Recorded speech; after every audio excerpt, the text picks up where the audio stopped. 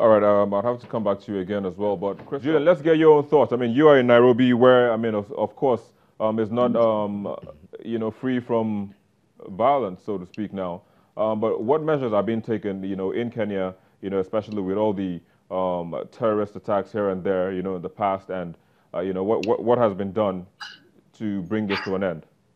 From my perspective, what we've seen is initially the government was using a lot of brute force, and it was very extreme methods, and I'm sure Fahad will talk more about that. And we saw that really wasn't working, because also some of the issues being addressed were not doctrine or perception issues, they're real issues. For example, people not being able to get title deeds, not being able to get national IDs, a lot of segregation, a lot of discrimination if you come from certain communities or tribes. So these things were real. They were not an issue about perception or just propaganda. So I think what I've seen the government start to do, I saw the government started giving away title deeds of land they were not using, trying to resettle the masses.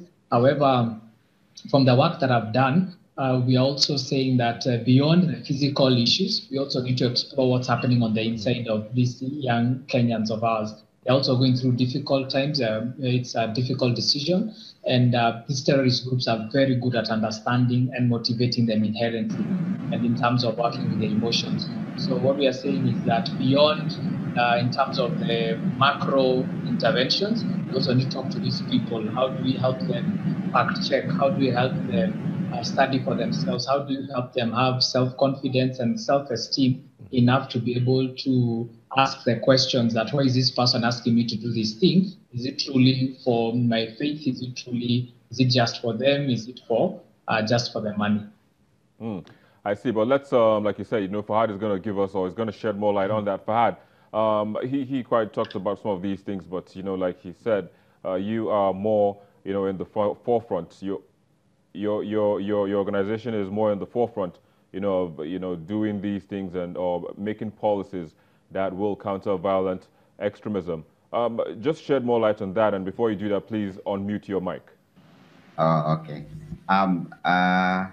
I'll pick it from where Julian has left it, and I think in Kenya we have push and pull factors relating to violent extremism. And as an institution where I used to work, we came to an agreement that we need to include everyone in the fight against violent extremism.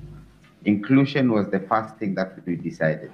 And more so, women were not mostly involved in the fight against violent extremism. And in the essence, they are the first receiver of violence in the vicinity where they come from and where they reside. Secondly, we decided to take the bull by the horn,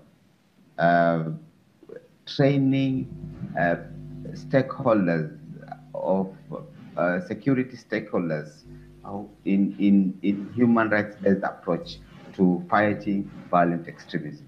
This was where police were able to know these people are human first before even treating them inhuman when they are arresting them. And thirdly, there is policy formulation. In Kenya right now, we're having a national CVE strategy or a national CVE action plan where each county is supposed to come up with their unique strategy on how they could fight violent extremism within their county.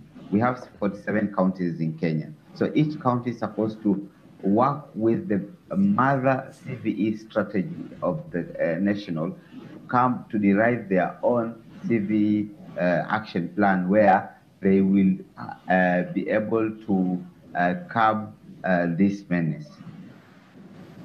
All right, very well. So, I mean, let me just bring you back into the conversation. Okay. I mean, we started from you, and then we got like an African perspective. Okay. And while I think Julian, was making it, you were kind of, nodding your head. I wasn't sure if it was in concurrence, but it would be good, to hear from your mouth. All right.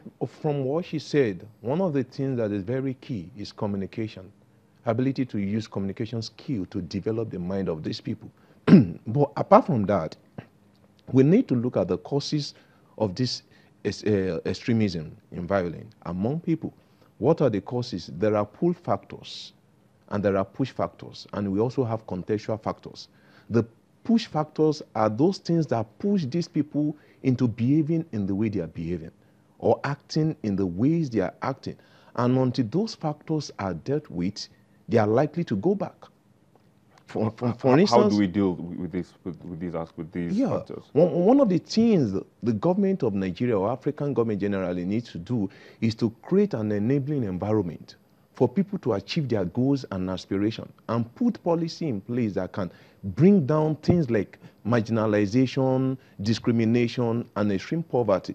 Because there's a theory that talks about a frustration aggression theory, that when people are frustrated, aggression is likely to be the order of the day. Not that these people want to do it, but there is a nature in them that is finding expression. And if there's no an enabling environment to bring out the positive aspect of them, they are likely to turn negative. Just hold your thought for a second. We'll take a quick break and we'll be back in a moment. Please stay with us.